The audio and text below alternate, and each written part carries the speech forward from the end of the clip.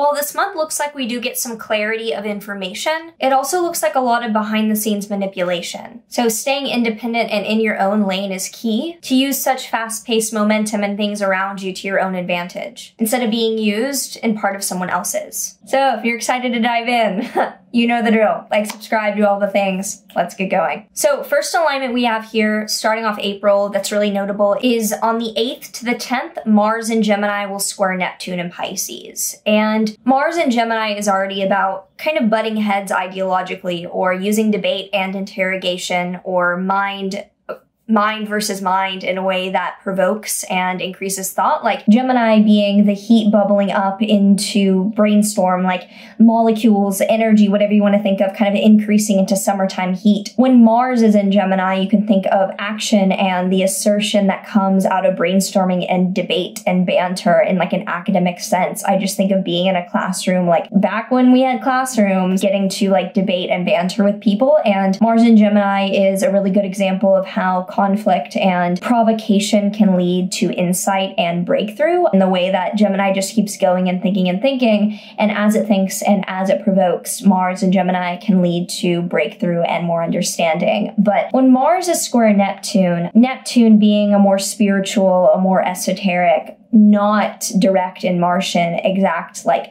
not even opposite, but like different spectrum. Like you can think of Mars, you know, and Sag being opposite Mars and Gemini, because Mars and Sag wants to cover everything. Mars and Gemini wants to get to the point. But like Neptune involved is like not even same playing field, because Neptune is an energy that doesn't operate in action or inaction. It operates in like kind of engulfing or like obfuscation. Like it's overtaking rather than one direction or another. So when Mars is in hard aspect to Neptune, it can represent the diffusion of action, the lack of clarity around the way that things are going, or an inability to precisely identify how our will is going to manifest. So like I have Mars opposite Neptune.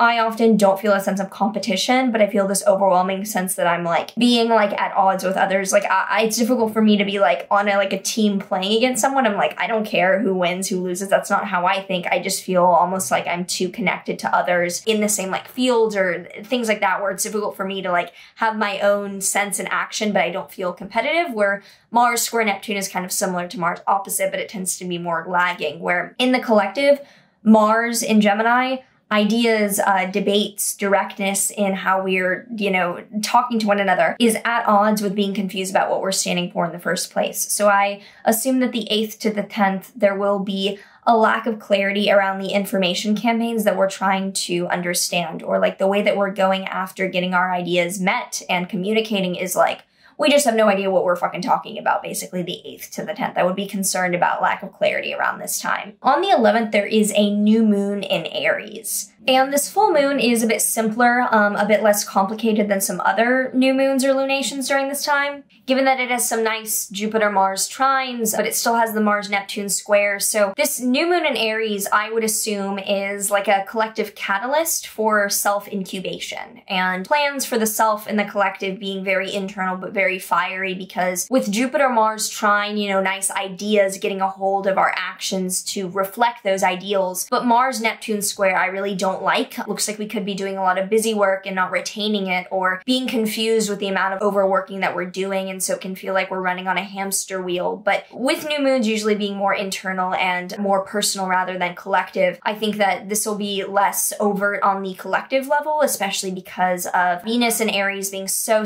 independent. I think that we could look to feminine leaders and leaders that are women to step up and be like initiative of plans during this time. But it's a lovely time around the 11th to think about our own independence, and there'll be a full video out on that as well. On the 11th through the 12th as well, Venus and Aries will square Pluto and Capricorn. Venus and Aries already wants independence and might be a little fiery. I mean, it's a fire sign, but like Venus and Aries likes to be independent, be like the wild femininity and really do it alone and find value in being alone. And square Pluto, it's kinky. Like that's the way I'd put it, is Venus and Aries is already like, here I am, I'm strong and feminine, and like, you're not gonna fuck with me or pin me down. Maybe pin me down actually with square Pluto. It can be kind of obsessive though. I mean, Pluto squares Venus and Aries can be like, oh, you're gonna try to manipulate me, then I'm gonna go it alone and I'm gonna do it 100 100 times more intensely by myself. So it's this back and forth cat or mouse game that we're kind of playing with ourselves. So 11th to 12th, I would actually look for women or feminine figures being like very bold and very like, you're not going to stop me out in the public. Would definitely watch for that. The 15th through the 19th, Mars and Gemini will trine Jupiter in Aquarius. So I really do like the 15th to the 19th actually, because it's Mars and Gemini trining Jupiter. I mean, air sign harmony where larger than life actions can actually get really precise, where we have this larger Aquarian foresight and we have the day-to-day ideas and plans to execute it on a really specific basis. So I actually do look forward to the 15th to the 19th as when we might be getting a hold of something that we're initiating for collective good, and we each have our part that we're doing. On the 18th to the 19th, there's a Sun-Mercury Cazimi in Aries. This could definitely be a time of clarity around leaders taking action of like, this is my plan and this was what I stand for. Because Sun-Mercury Cazimi is often the information is coming to light, and in the sign of Aries, the sign of self or just like direct leadership. Look to clarity around leadership or authority figures in your own life being very clear around what they ask, or like leaders being like, this is what I am standing up for. Definitely could be like an time of declaring activism. On the 22nd to the 24th, Venus is then conjoining Uranus and Taurus and squaring Saturn in Aquarius. So this is a really interesting configuration where Venus and Taurus on its own is at home, it's lovely, it's sensual, it's harmonious. Venus and Taurus loves all the things, not too tacky. That's kind of Venus and Leo here, but Venus and Taurus loves high quality, it loves luxury in that high quality and just holding space. And Uranus is earthquake, shaking things up, spontaneous, unconventional, erratic, non-linear things. So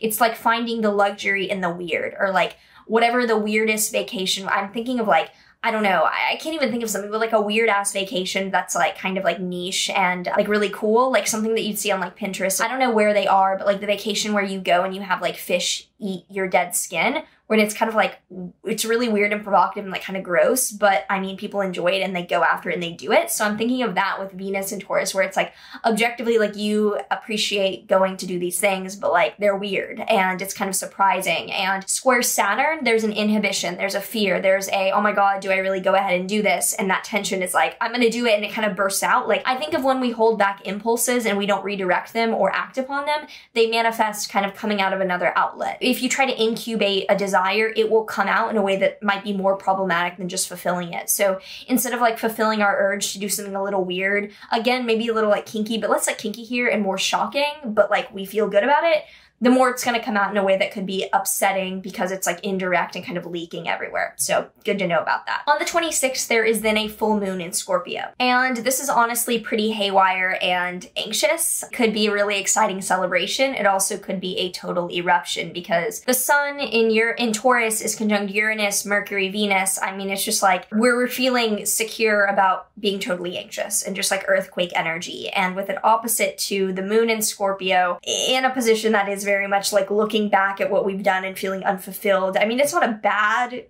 full moon by any means. It's not, you know, Mars and Saturn aren't really doing anything that I'm really concerned about. But I mean, actually Mars is in Cancer, which is not cute, but it is trine the moon. So that's nice. I would say that this definitely looks like an insane release of energy. Could be that the sun in Taurus conjunct Uranus is like a leader to something very shocking and the public is like really like disappointed, like moon being the people, and in Scorpio it's like just haywire reaction. So I'd say prepare yourselves, not in like a bad way, but just end of the month definitely ends on a, I don't even know, roller coastery to say the least, haywire note. So plan accordingly. So any thoughts, comments, anything you're looking forward to this month, let me know comments down below, and let's go ahead and pull a tarot card for this month. We have the Hierophant reversed, and with the Hierophant generally being a wise leader, someone who's providing grounded, tangible, actionable advice. This is like, don't listen to the advice. I think the Mars square Neptune really relates to this, where like, don't go out and ask for information. It's gonna be misunderstood on both parties. Be very careful about reaching out for like a guru or a guide right now. Not that someone's malicious, but just things are misguided, and I would be very careful to ask for a second opinion or advice right now. Could not be in your best interest. Next, for a Law of Attraction card, we have, my thoughts are like powerful magnets. Your thoughts are powerful, attracting magnets, attracting one to another. Thoughts attract to themselves, and you attract thoughts to you by giving your attention to them. Those who speak most of prosperity have it. Those who speak most of sickness or poverty have it. It is law. It can be no other way. Think of this month as an incubation period because there's so much fast-paced energy with this Aries energy, and Mars in Gemini really wants to get all the ideas out, but there's some confusion. So be careful about letting your energy leak. Be careful about saying too much too early. Stay in your own lane and let that momentum accumulate around you. So if you enjoyed this, let me know below. I would love to hear how you're feeling, things are going for you, all that jazz. If you did enjoy, like, subscribe, do all the things, and I will see you in the next one. Take care. Yeah.